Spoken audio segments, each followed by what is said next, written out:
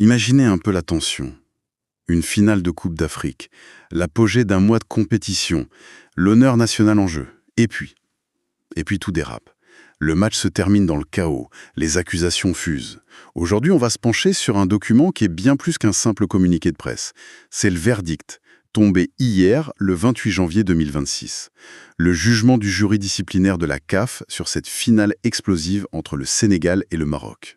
Et ce qui est passionnant ici, c'est que ce n'est pas juste une liste de sanctions. Non. C'est aussi la réponse à une accusation très officielle, une réclamation déposée par le Maroc contre le Sénégal. Donc on a une histoire de sanctions croisées sur fond de plaintes formelles. Notre but aujourd'hui, c'est de décortiquer tout ça pour comprendre non seulement qui a été puni et pourquoi, mais surtout quel message la CAF envoie à tout le football africain. C'est une vraie partie d'échec en fait. Absolument. Alors, allons-y. Le document, il commence par le cas du Sénégal, la fédération sénégalaise. Et dès le début, les chiffres donnent le tournis. On ne parle pas de petites amendes là, on parle de centaines de milliers de dollars. Ils n'y sont pas allés de main morte. C'est le moins qu'on puisse dire. Le jury utilise un langage extrêmement fort.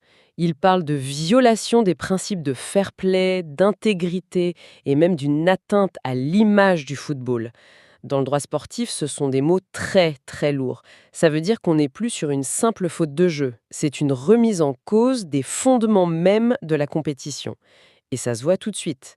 Le premier nom sur la liste, l'entraîneur Pape Bouna Siao. 5 matchs de suspension. Et, tenez-vous bien, une amende personnelle de 100 000 dollars. 100 000 dollars, mais attends une minute.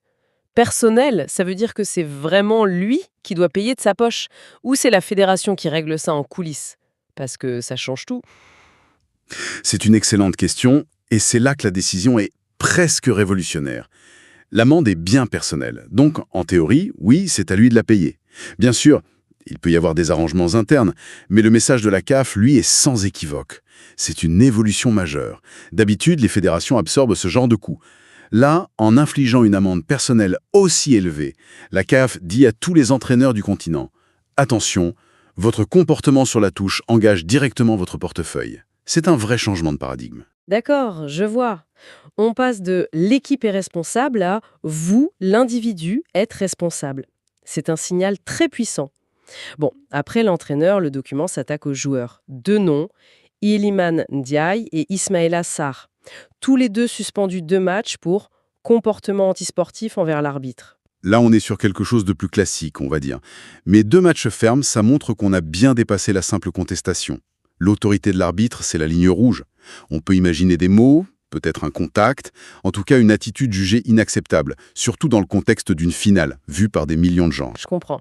Et c'est là que ça devient complètement fou. Les amendes pour la fédération sénégalaise elle-même. J'ai dû relire les chiffres. 300 000 dollars pour la conduite incorrecte de ses supporters. Puis 300 000 dollars de plus pour la conduite antisportive de leurs joueurs et de leur staff. 600 000 dollars, avant même de compter le reste. Comment on justifie ça? En créant un précédent financier qui fait très, très mal. C'est une stratégie de dissuasion par le portefeuille, tout simplement. Et en séparant les amendes, la CAF pointe chaque manquement. Le message pour la fédération, c'est « tentez ». Vous n'êtes pas seulement responsable du banc de touche, vous êtes aussi responsable des tribunes, des insultes, des projectiles et du comportement général de toute votre délégation. C'est une vision à 360 degrés de la responsabilité. L'excuse du « on ne peut pas tout contrôler », ça ne passe plus. Il y a même une dernière amende, presque dérisoire à côté. 15 000 dollars pour inconduite de son équipe parce que 5 joueurs ont pris un carton jaune. C'est un peu la cerise sur un gâteau qui coûte une fortune, quoi. Tillon, il a appliqué le barème à la lettre pour le plus petit comme pour le plus grand délit. Ça renforce la légitimité des grosses amendes. Donc si on fait le total pour le Sénégal, on est à plus de 715 000 dollars. C'est juste colossal. Alors, on passe au pays hôte, le Maroc. On pourrait s'attendre à plus de clémence, mais pas du tout. Leur cas est tout aussi complexe. Exactement, et c'est là que ça devient intéressant parce que les sanctions marocaines nous donnent d'autres indices sur ce qui s'est passé. On quitte un peu la discipline collective pour entrer dans des cas individuels très, très graves et des manquements dans l'organisation. Commençons par les joueurs. Il y en a 2. Le premier, c'est une star, Achraf Hakimi. 2 matchs de suspension, mais un avec sursis. Ça veut dire quoi concrètement? C'est une sorte de traitement de faveur. Traitement de faveur, c'est peut-être un peu fort. Disons que c'est une sanction qui tient compte de son statut. Le sursis, c'est une épée de Damoclès. La CAF lui dit « ta faute mérite 2 matchs. On t'en donne un ferme. Pour le deuxième, on te met à l'épreuve. » Le moindre écart pendant 1 an et la sanction tombe directe. C'est à la fois punitif et préventif. D'accord, un avertissement solennel en quelque sorte. Mais alors, le contraste avec le deuxième joueur, Ismaël Saibari, est saisissant. Pour lui, c'est 3 matchs fermes et comme le coach sénégalais, 100 000 $ d'amende personnelle. Pour un joueur, c'est du jamais vu, non? Qu'est-ce qu'il a bien pu faire? C'est la grande question. Une amende pareille pour un joueur, c'est rarissime. Ça suggère une faute d'une gravité exceptionnelle. On peut imaginer un contact physique violent avec un officiel, des propos discriminatoires. La combinaison de la longue suspension et de l'amende maximale indique qu'il est considéré comme l'un des principaux instigateurs des débordements côté marocain. On a voulu faire de lui un exemple. Et ça ne s'arrête pas là. Les amendes pour la fédération marocaine, il y a un détail qui m'a vraiment interpellée. 200 000 $ pour le comportement inapproprié des ramasseurs de balles. Les ramasseurs de balles, c'est sérieux? Ah, c'est non seulement sérieux, mais c'est un point absolument crucial. Les ramasseurs de balles, dans un match tendu, ils peuvent devenir des acteurs du jeu. S'ils ralentissent tout, s'ils cachent les ballons, il faut se liquider du match. Et ils sont sous la responsabilité directe de l'organisateur. En frappant aussi fort, la CAF rappelle à tout le monde que le fair play, ça concerne tout le monde, du premier arbitre au plus jeune des ramasseurs de balles. Vu comme ça, oui, ça prend une autre dimension. L'autre grosse amende, c'est 100 000 $ pour l'invasion de la zone d'examen de la VAR. Là, on touche à un tabou du football moderne. La zone de la VAR, c'est un sanctuaire. Seul l'arbitre a le droit d'y aller. On imagine la scène. Des joueurs, des dirigeants qui se ruent vers l'écran pour mettre la pression sur l'arbitre. C'est l'image du chaos absolu. Pour la CAF, c'est une attaque directe contre l'outil technologique et l'autorité de l'arbitre. C'est impardonnable. Et pour finir, 15 000 $ pour l'utilisation de lasers par les supporters. On voit que, comme pour le Sénégal, ils ont tout épluché. Exactement, c'est la même méthode. Le message est cohérent, la responsabilité est partout, personne n'y échappe. Ce qui nous ramène au début, à cette fameuse réclamation du Maroc contre le Sénégal. Après avoir listé toutes ces sanctions, le document se termine par une phrase très courte. La réclamation est rejetée. Qu'est-ce que ça signifie? C'est le coup de théâtre final. Et ça donne tout son sens au document. En rejetant la plainte, le jury dit plusieurs choses.